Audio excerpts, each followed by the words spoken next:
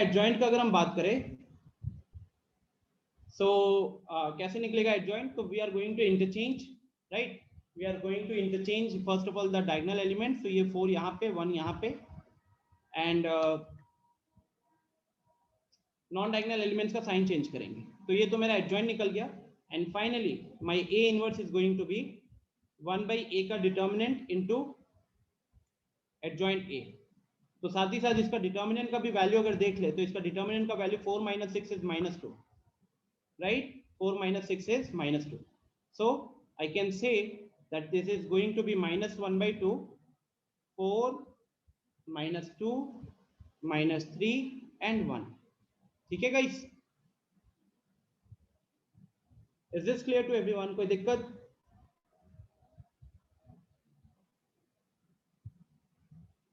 अब अगर हम 2 को अंदर ले जाते, जस्ट इन केस अगर हम कांस्टेंट को अंदर ले जाते, तो यहाँ -2 होगा, यहाँ पे 1 बन जाएगा, यहाँ पे 3/2 होगा और यहाँ पे -1/2 हो जाएगा। ठीक है,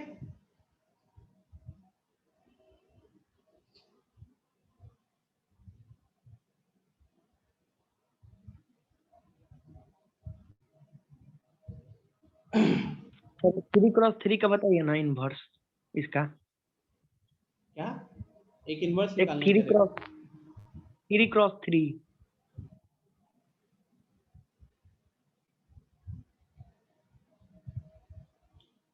अभी जो आप लोगों ने यहाँ पे अगर हम इसकी बात करें, कहाँ गया, हाँ, ये वाला जो मैट्रिक्स है इसका एडजॉइंट निकाले थे आप?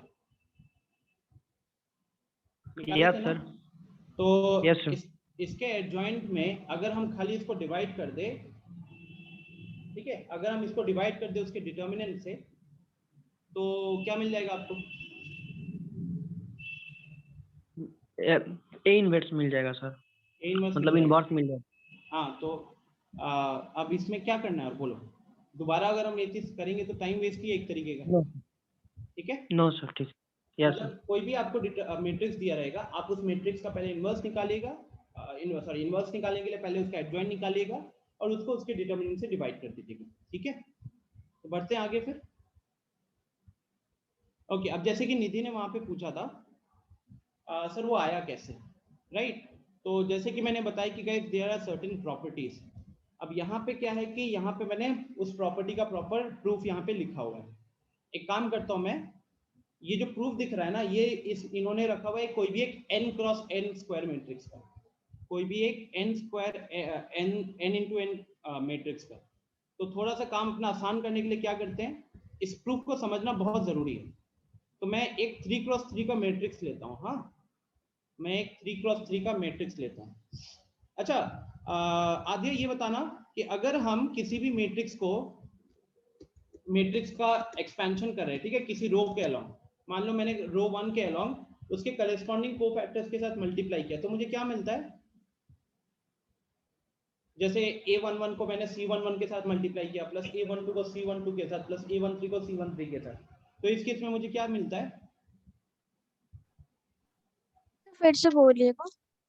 जैसे मान लो कि ये मैं मैट्रिक्स लिख रहा हूँ A, ठीक है, इसके एलिमेंट्स लिख रहा हूँ a11 a12 a13, इस तरीके से मैं मान लो इसके सारे एलिमेंट्स लिख रहा हूँ। और अगर मैं a11 को c11 के साथ मल्टीप्लाई करूँ, a12 को c12 के साथ मल्टीप्लाई करूँ, c बेसिकली उसका करेस्पॉन्डिंग कोफैक्टर है, a13 को उसके कोफैक्टर के साथ मल्टीप्लाई करूँ, तो मुझे क्या मिलता है?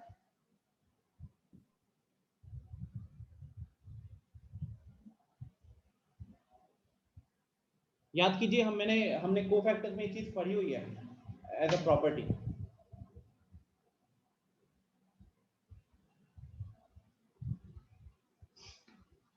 यस अंजन, यस आकाश, हमें वहां से डिटर्मिनेंट का एक्चुअली वैल्यू मिलता था, भूल रहे हो क्या? हमें डिटर्मिनेंट की वैल्यू मिलती थी ना? यस। ठीक है, तो अच्छा, अगर हम a11 को a11 a12 a13 अगर हम रो 1 के अलोंग एक्सपैंड करना चाहते थे, लेकिन हमने रो 2 के कोफैक्टर्स के साथ मल्टीप्लाई किया, तो a11 को हमने c21 के साथ मल्टीप्लाई किया, a12 को हमने c C22 के साथ मल्टीप्लाई किया और इसको C23 के साथ मल्टीप्लाई किया और अब इसको ऐड कर रहे हैं, तब क्या होता है? इस केस में वैल्यू क्या निकल कर आती है? एनीवन? सर 0। 0। आकाश, जब हम रो 1 के एलिमेंट्स को रो 2 के कोफैक्टर्स या रो 3 के कोफैक्टर्स के साथ मल्टीप्लाई करके ऐड करते हैं तो वहां पे क्या निकलता था? 0 निकलता था। याद करो गाइस अपना एक्सरसाइज 4.4, एक्सरसाइज 4.4 का लास्ट क्वेश्चन, अगर मैं एनसीईआरटी का बात करूं, ऑब्जेक्टिव क्वेश्चन जो था वो उसी चीज पे तो बात किया था ना, कि जब आप किसी रो को उसी के कोफैक्टर्स के साथ मल्टीप्लाई करते हो तो डिटर्मिनेंट की वैल्यू मिलती है। लेकिन अगर आपने रो 1 के एलिमेंट्स पकड़े और रो 2 या रो 3 के कोफैक्टर्स के साथ मल्टीप्लाई कर रहे हो तो वहां पे वैल्यू 0 निकल कर आती है डिटर्मिनेंट की, वहां पे डिटर्मिनेंट की वैल्यू 0 निकल कर आती है। मतलब ये कहने के लिए ये सम 0 निकल कर आता है।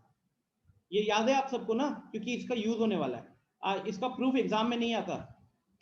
We are discussing this with respect to जेईआर। जेई में एडजॉइंट के ऊपर खूब क्वेश्चन आए हुए हैं, एडजॉइंट की प्रॉपर्टीज के ऊपर। अपन तो कह सकते हैं कि अब और 10 मिनट में मैं चाहूं तो एनसीईआरटी लेवल का डिटर्मिनेंट खत्म कर सकता हूं। ओके, तो लेट्स से कि ये हमारे पास एक मैट्रिक्स है ए और हम इसके कोफैक्टर्स भी लिख देते हैं। लेट्स से अच्छा, इसका एडजॉइंट ए।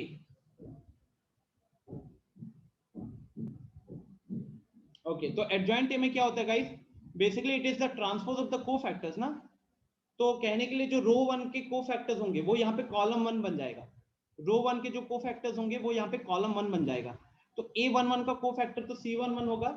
A12 का कोफैक्टर मान लीजिए C12 है तो C12 यहाँ आ जाएगा। A13 का जो कोफैक्टर है वो यहाँ आ जाएगा। सिमिलरली C21, C22, C23, जहां भी दिक्कत होगा ना प्लीज इंस्टेंटली पूछिएगा, अपने मन में डाउट मत रखिएगा। I am not writing a cofactor matrix, I am writing an adjoint matrix। तो adjoint में क्या होता है? कोफैक्टर्स का ट्रांसपोज लेते हैं। तो आप ऐसे सोच सकते हो अपने मन में कि पहला रो में अगर कोफैक्टर मैट्रिक्स लिखते तो C11, C12, C13 होती, एडजॉइंट में वो कॉलम बन जाता है। तो इसीलिए कॉलम 1 के एलिमेंट्स क्या दिख रहे हैं मेरे को? C11, C12, C13 इस तरीके से चल रहे हैं। ठीक है, नाउ अब यहां पे आप मल्टीप्लाई करो एक बार सबको ही अपनी नोटबुक में, चलो तो मल्टीप्लाई करो, यहां देखते मत रहो। a इंटू एडजॉइंट ए, चलो एक बार मल्टीप्लाई करो, तब जाकर आप लोग सीखोगे ये। क्योंकि लोग प्रॉपर्टी देख लेते हैं लेकिन खुद से उसको एक बार लिखते लिखते नहीं है, तो लोग मिस आउट कर जाते हैं।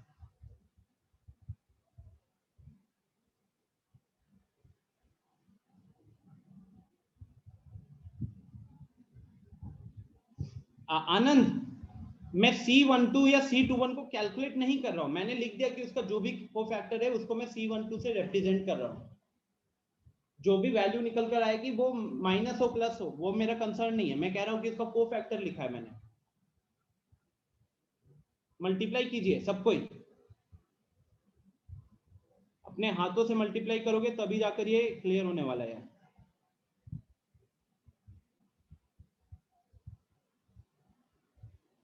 जैसे हम पहला एलिमेंट को मैं यहाँ पे लिख रहा हूँ, ठीक है, तो I am getting A11 C11 plus A12 C12 plus A13 C13। नीचे की बात करें A21 C11 plus A22 C12 plus A23 C13। Last वाले में A31 C11 plus A32 C12 plus A33 C13। अच्छा, अब आगे के एलिमेंट्स को लिखने से पहले let's try to observe a pattern. What is the pattern? क्या दिख रहा है? आदर्श मुझे ये बताओ कि यहां पे ये सम किसके बराबर होगा?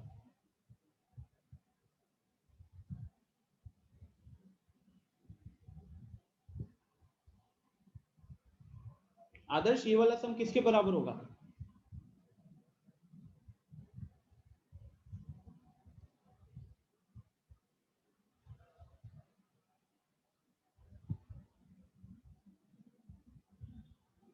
आदर्श, यार डिटर्मिनेंट है यार, अभी थोड़ी देर पहले बताया मैंने। A11 C11 के साथ A12 C12 के साथ A13 C13 के साथ जब मल्टीप्लाई करोगे तो आपको क्या मिलता है? डिटर्मिनेंट। 8 थोड़ी देर पहले मैंने बात किया था, तो वो डिटर्मिनेंट ए है। तो यहाँ पे हम क्या लिखेंगे? हम यहाँ पे लिखेंगे डिटर्मिनेंट ए लिखेंगे। अंजन, ये वाला वैल्यू क्या आएगा? सर 0। 0 आएगा, राइट। तो ये हमारा 0 हो गया। ठीक उसी तरीके से लास्ट वाला भी 0 हो गया। ठीक है, ठीक उसी तरीके से लास्ट वाला भी 0 हो गया। अब अगर आप बाकी एलिमेंट्स को भी इसी तरीके से यहाँ पे लिखोगे ना गाइस, वो आप मैं आपको छोटा सा टास्क दे रहा हूँ, आप कर लेना कंप्लीट। जब आप इसी तरीके से इसको भी लिखोगे तो आप रियलाइज करोगे कि यहाँ पे इधर 0 आ रहा है, यहाँ पे डिटर्मिनेंट ए आ रहा है, यहाँ पे 0 है, एंड सिमिलरली लास्ट कॉलम में 0 0 एंड डिटर्मिनेंट ए आएगा। ठीक है, आप मल्टीप्लाई करके देख लीजिएगा। तो अब अगर आप इस चीज को देख रहे हो, ऑब्जर्व कर रहे हो, this is actually the value of a into adjoint A. a into adjoint ए की वैल्यू है ये। तो अब हम इसमें से क्या कर सकते हैं? We can take out determinant A common ना, we can take out determinant A common, क्योंकि उस केस में हम क्या कर रहे हैं, हम एक्चुअली में एक मैट्रिक्स से एक वैल्यू कॉमन ले रहे हैं। मैट्रिक्स से हम ये कह सकते हैं कि मैट्रिक्स के हर एलिमेंट से हम क्या ले रहे हैं, हम कॉमन ले रहे हैं। तो जब हम यहाँ से कॉमन लेंगे तो क्या निकल कर आएगा? I'll get 1 0 0 0 1 0 एंड लास्ट में 0 0 1। ठीक है, तो मैं एक बार फिर से इस चीज को रिपीट कर रहा हूं। हुआ क्या कि हमने एक पहले डिटर्मिनेंट अज्यूम किया 3 क्रॉस 3 का, और उसके एडजॉइंट को भी बगल में लिखा। तो उसका एडजॉइंट को जो मैंने लिखा है, ये आपके दिमाग में क्लियर होना चाहिए किस तरीके से लिखा हुआ है। Adjoint is the transpose of cofactor matrix. तो पहले रो के जो कोफैक्टर्स थे वो एडजॉइंट में पहले कॉलम के एलिमेंट्स बन जाते हैं, राइट।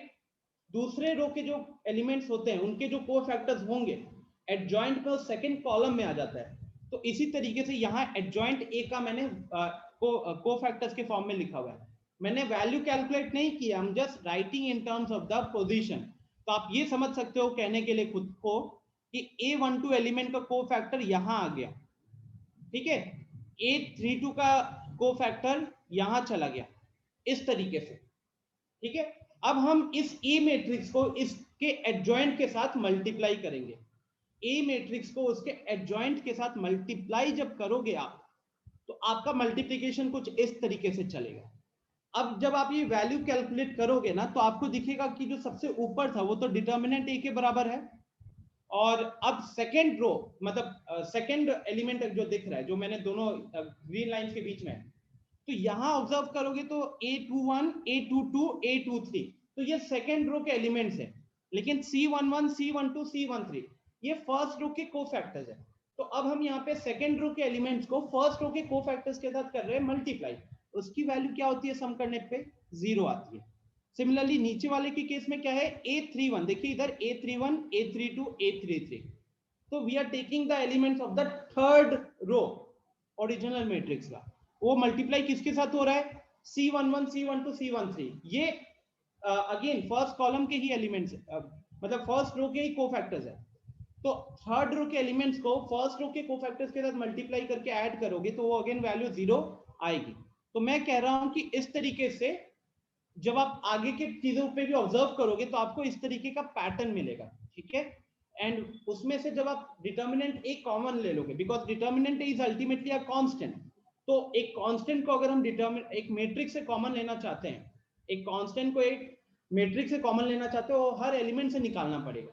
तो आप देख सकते हो कि डायगोनल एलिमेंट से वो निकल आएगा तो 1 1 1 होगा, और नॉन डायगोनल कह सकते हो 0 था तो 0 से कॉमन भी लेंगे तो वो वहां पे 0 ही रहने वाला है।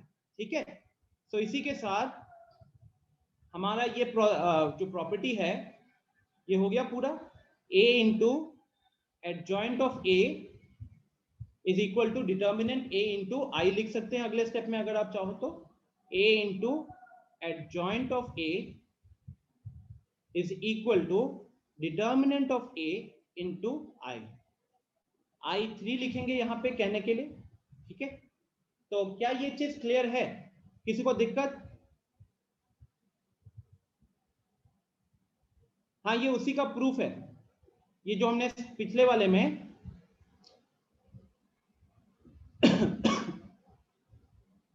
ये जो सबसे पहले जो मैंने important properties based on adjoint से शुरू किया था ना,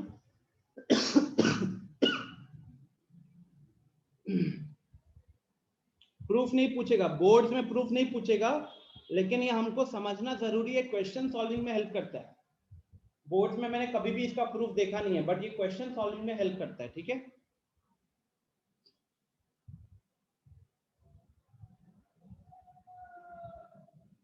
सिद्धांत टेस्ट तो नहीं कराया हूं, वैक्सीन ले लिया हूं, संडे के दिन वैक्सीन ले चुके थे। हाँ तो अब इसमें एक छोटा सा मैं आप लोगों को काम दे रहा हूं, एक छोटा सा काम दे रहे हैं, क्वेश्चन दे रहा हूं, ठीक है। क्वेश्चन इज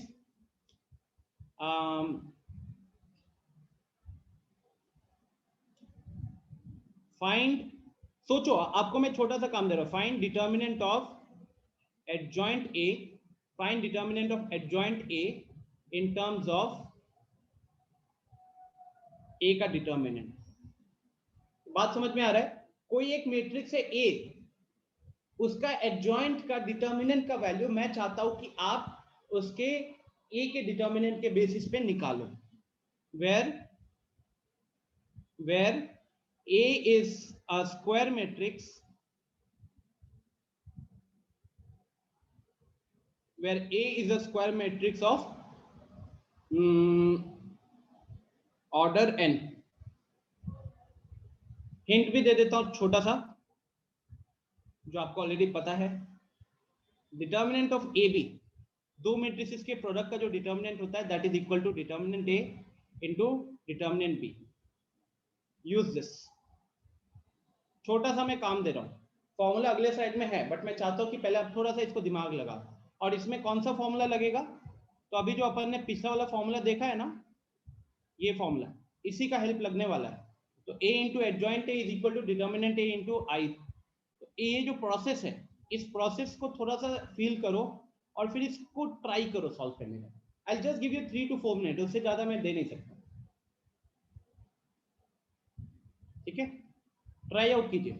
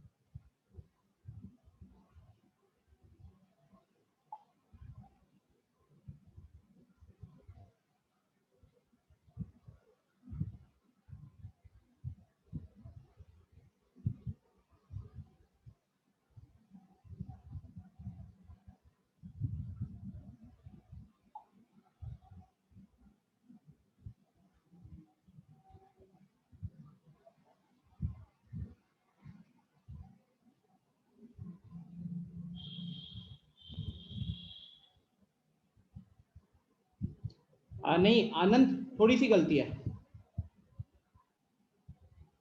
सिद्धांत, वैक्सीन वाला होता क्या है ना कि लगभग 7 बजे खुलता है, ठीक है।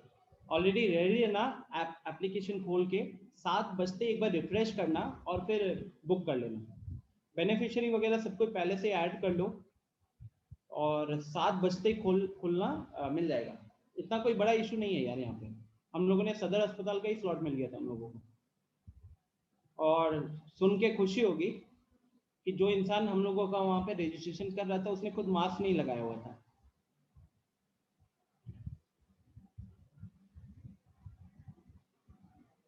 राघवेंद्र सही है। शिवम 2x2 में इक्वल होता है, बट मैंने इसलिए n ऑर्डर का दिया है। मैं चाहूंगा कि आप एक बार इस प्रोसेस को ना इमेजिन करो, इसी प्रोसेस के हेल्प से वो निकल कर आता है। आनंद थोड़ी सी गलती है सर। हाँ आदर्श। सर ए डिटरमिनेंट 0 के इक्वल रखे कि नॉट इक्वल? इसको ए डिटरमिनेंट को ऑब्वियसली अभी फिलहाल हम जो बात करें it's a non zero term.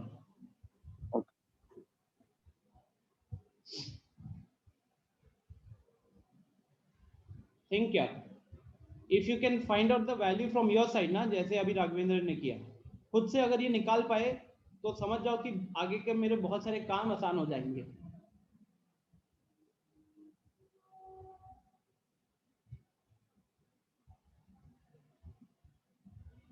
Boards में इसका स्ट्रेट फॉरवर्ड फॉर्मूला दे देते हैं वो लोग, बट अपन को इसको समझना पड़ेगा कि इसका यूज कैसे हुआ है।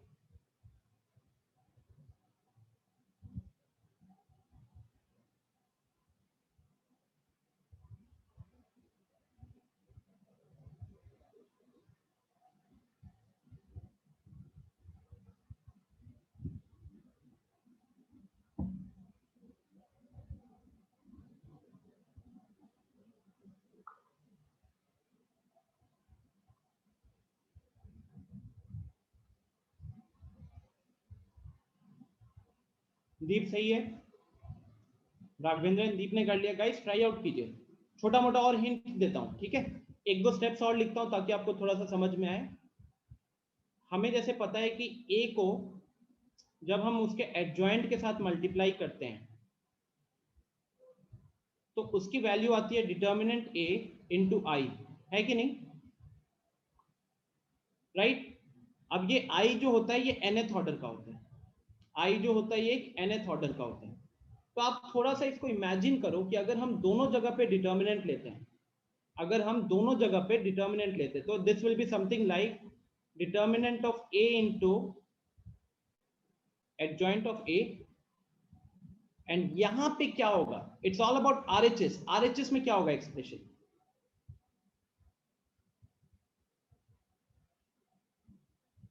तो आरएचएस में अगर थोड़ा सा इमेजिन करोगे तो if I just try to write down, हाँ मैं कोशिश करता हूं एक बार लिखने को, so it's going to be something like एक आइडेंटिटी मैट्रिक्स है n ऑर्डर का, उसमें अगर आप एक डिटर्मिनेंट को मल्टीप्लाई करते हो तो this is going to be something like this, ऐसे चलते रहेगा।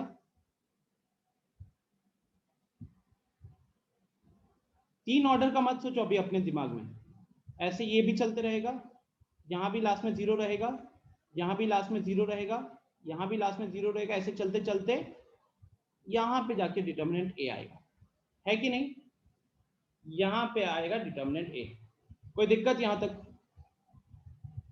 इमेजिन करो, think that it is a 3x3। अगर आप अपने दिमाग में अभी 3x3 भी सोच के चलना चाहते हो, let's go back to the previous slide. तो यहाँ पे आप देख सकते हो कि if it is a 3x3 का मैट्रिक्स, सो जस्ट इमेजिन कि अगर आपको इसका डिटर्मिनेंट कैलकुलेट करना होता तो that is a talk of later thing, right? But उससे पहले आप समझ सकते हो कि डायगोनल एलिमेंट्स पे क्या है, डायगोनल एलिमेंट्स पे आएगा डिटर्मिनेंट है और नॉन डायगोनल एलिमेंट्स में रहेगा जीरो। तो यहाँ पे भी मैंने क्या किया है, मान लिया कि वो जितने भी ऑर्डर का है, जितने भी ऑर्डर का है उसके सारे डायगोनल एलिमेंट्स पे क्या रहेगा। Very good Shivam, very good Adarsh, आप लोगों के आंसर भी सही है। आनंद गलत है अभी भी। तो यहाँ पे क्या होने वाला गाइस कि डिटर्मिनेंट जितने भी डायगोनल एलिमेंट्स है वहां पे डिटर्मिनेंट आएगा, नॉन डायगोनल पे जीरो रहेगा। अब अगर हम थोड़ा सा एलएचएस पे बात करें तो एलएचएस इज, आप इसको बी की तरह ट्रीट कर सकते हो। तो it is like A into B का डिटर्मिनेंट। ए इंटू बी का डिटर्मिनेंट क्या होता है? That is equal to A का डिटर्मिनेंट इंटू बी का डिटर्मिनेंट, है कि नहीं? That is equal to A का डिटर्मिनेंट इंटू बी का डिटर्मिनेंट। वो ऊपर अभी ब्लू कलर से लिखा हुआ था ना। अब आता हो आरएचएस पे आओ। आरएचएस को सिंप्लीफाई करने से पहले I have to take that common. RHS में दो तरीके, अगर आपको ऑलरेडी पता है कि एक स्केलर मैट्रिक्स का डिटर्मिनेंट कैसे निकालते हैं, अगर आपको ये पता है तो आपको क्लियरली दिख रहा होगा कि आरएचएस का डिटर्मिनेंट का वैल्यू क्या होगा। It is going to be determinant A का power n। But just in case अगर किसी को ये चीज नहीं फील कर पा रहा है तो वो ये देख सकता है कि यहां से जब डिटर्मिनेंट ए को कॉमन निकालोगे, अब क्योंकि हम एक डिटर्मिनेंट से कॉमन निकाल रहे हैं, हम एक डिटर्मिनेंट से कॉमन निकाल रहे हैं, तो डिटर्मिनेंट के ऊपर पावर 1 पावर 1 पावर 1 करके इसी तरीके से ही चेंज होते रहेगा। इसी तरीके से ये चेंज होते रहेगा।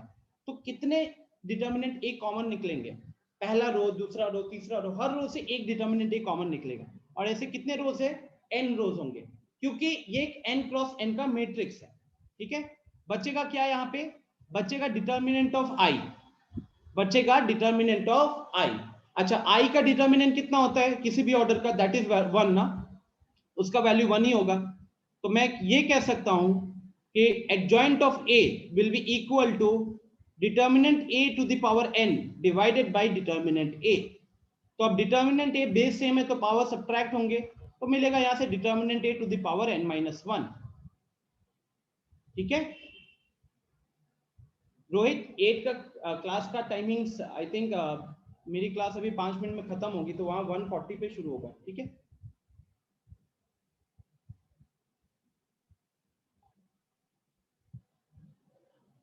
ओके तो आप देख सकते हो कि यही चीज यहाँ पे लिखा हुआ है, यही एक्सप्लेनेशन यहाँ पे दिया हुआ है। अब अगर आप ये फॉर्मूला खुद निकाल पाए हो तो बहुत अच्छी बात है, बिकॉज आपको ज्यादातर क्वेश्चन जो मिलेंगे ना जेई में, जो भी अगर आप पास के क्वेश्चन भी देखोगे जो प्रॉपर्ली एडजॉइंट के ऊपर आया हुआ है, ठीक है, इसी उसमें सारे क्वेश्चंस में, सारे के सारे क्वेश्चंस में जो मेन प्रॉपर्टी यूज हुई है वो यही वाली हुई है, a into adjoint is equal to determinant a into I.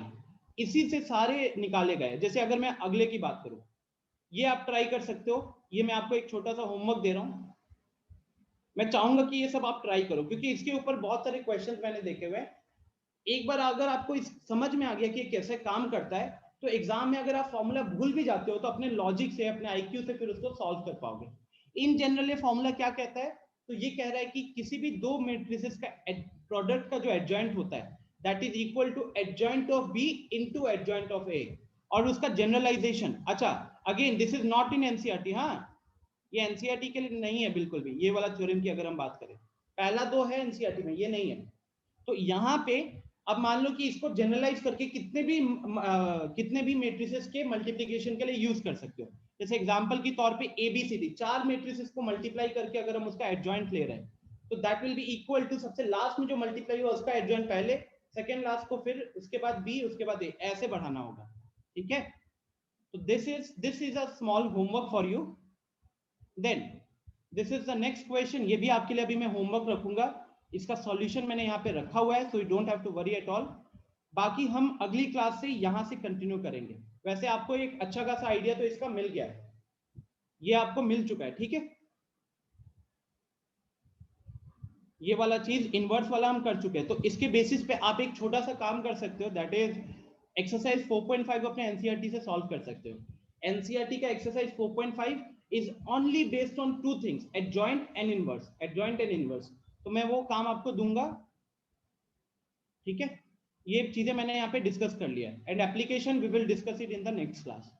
तो इसी के साथ मैं क्लास को एंड करूंगा। I will give you two things. First, आप ये जो बच्चे कुछ स्लाइड्स है, ये मैंने अभी गो थ्रू नहीं करवाया, बट आप देखिएगा मैंने ऑलरेडी इसको जो मैंने लिख के समझाया ना, वहां पे ये सारी चीजें कवर हो गई है। और साथ ही साथ आप क्वेश्चंस को कंप्लीट कर लीजिएगा जो मैंने यहाँ पे स्लाइड में होमवर्क रखे हैं, और भी कुछ क्वेश्चन मैं पोस्ट कर देता हूँ। ठीक है सर, एरिया ऑफ ट्रायंगल वाला भी सॉल्व करेंगे? हाँ करोगे। इनवॉल्यूंटरी मैट्रिक्स, शिवम याद करो हमने पढ़ा था मैट्रिक्स चैप्टर में, ए स्क्वायर का वैल्यू जब आई होता है। Next, when will you check out notes? अभी तो फिलहाल कोई डेट नहीं बता सकता आदर्श, ऑनेस्टली बोलो तो।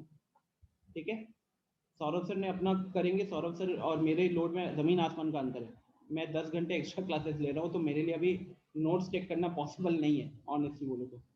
नेक्स्ट, स्लाइड में भेज दूंगा लिंक, आपको पता है ना कि अब हम लोग स्लाइड वगैरह सीधा लिंक पे अपडेट करते हैं, उस लिंक से डाउनलोड कर लीजिएगा। ठीक है, चलो तो इसी के साथ मैं यहीं पे क्लास को एंड करता हूँ। एंड ये हाँ आद्या बोलिए। वो जो आप इनवर्स वाला क्वेश्चन दिए थे ना, वो एक बार पेज ओपन कीजिए ना। क्वेश्चन कह रहे हो आप? इसकी बात कर रहे हो? यस सर, इसमें एडजॉइंट में या -2? हाँ देखो, ये अभी हमने यहाँ पे बात किया था कि जब भी आपको एक 2x2 का मैट्रिक्स होगा तो उसका एडजॉइंट निकालने का एकदम शॉर्ट ट्रिक क्या रहेगा? डायगोनल एलिमेंट्स को इंटरचेंज और नॉन डायगोनल का साइन चेंज। दिख रहा है ये? Yes sir. ठीक है, तो इसीलिए जब आपको मैंने ये वाला क्वेश्चन दिया था तो यहाँ पे डायगोनल एलिमेंट है 1 4, उसको इंटरचेंज किए तो इसलिए यहाँ पे 4 1 आ गया, और वो 2 और 3 जो दिख रहा है वो यहाँ पे -2 और -3 बन गया, उनका बस साइन चेंज हुआ है। ठीक है, और अगर आप नॉर्मली कैलकुलेट भी करते हैं, मान लो कि आप पहले इसका कोफैक्टर क्या होता है, इसका कोफैक्टर -2 ही तो होता ना, तो इसलिए तो यहाँ पे -2 लिखा हुआ है। -2 क्यों होता, क्योंकि इसका सेकेंड रो का फर्स्ट एलिमेंट है, तो i प्लस j का वैल्यू यहाँ पे ऑड हो रहा है, तो इसलिए यहाँ पे माइनर और कोफैक्टर सेम नहीं होंगे। ठीक है, बस चलो okay, bye bye everyone, sir मिलते हैं अगली क्लास में। सर हाँ हाँ राघवेंद्र बोलिए। सर करे तो एक बार पावर वाला खोलिए ना, मैंने जो टर्म्स में लिखना था। सर इसमें अगर ये सर अगर ये सिंगुलर हो गया, अगर 0 हो गया तो ऑब्वियसली सिंगुलर के लिए सब काम नहीं करेगा, ये तो हम इन जनरल बात कर रहे हैं ना। अभी आप मान लो कि अगर वो सिंगुलर होगा तो यहाँ पे कुछ चीजें डिफाइन नहीं होंगी। ठीक है, कुछ चीजें डिफाइन नहीं होंगी, जैसे एडजॉइंट ये कह सकते हो कि अगर एक सिंगुलर मैट्रिक्स है, कोई भी सिंगुलर मैट्रिक्स मान लो ना यार, मैं एक एग्जांपल ले लेता हूँ, लेट्स से 1 1 1 -1 -1 1, अगर हम इसका डिटर्मिनेंट कैलकुलेट करेंगे तो इसका डिटर्मिनेंट कितना आएगा राघवेंद्र, 0 आएगा। ठीक है, और अगर हम इसका एडजॉइंट का डिटर्मिनेंट कैलकुलेट करेंगे वो भी कितना आएगा, 0 ही आएगा इस केस में हमें जो दिख रहा है। तो अगर ये एक सिंगुलर मैट्रिक्स होगा तो आपको क्वेश्चन जो दिए जाते हैं वो मेनली कुछ एक नॉन सिंगुलर वैल्यू के लिए होगी, but this is true for all cases ना। अभी अगर ऐसे देखें तो this is true for all cases, तो डेफिनेटली अगर आप इसको वेरीफाई करना चाहोगे, इवन इफ a का डिटर्मिनेंट इज इक्वल टू 0, ये वहां पे भी वो करेगा। ठीक है, आप जो बात करें that is a one particular case, but in general जो हमारा ये प्रूफ है या जो प्रोसेस है ये सारे को कवर कर रहा है। अब अगर a का डिटर्मिनेंट a का वैल्यू 0 है तो आप निकाल सकते हो कि क्या चेंज हुआ, डिटर्मिनेंट a का वैल्यू अगर 1 है तो आप निकाल सकते हो कि क्या चेंज हुआ, डिटर्मिनेंट a का वैल्यू 2 हुआ तो क्या चेंज होगा, वो सब आप निकाल सकते हो आराम से। ठीक है, चलो, तो I am ending the session, I have another class actually.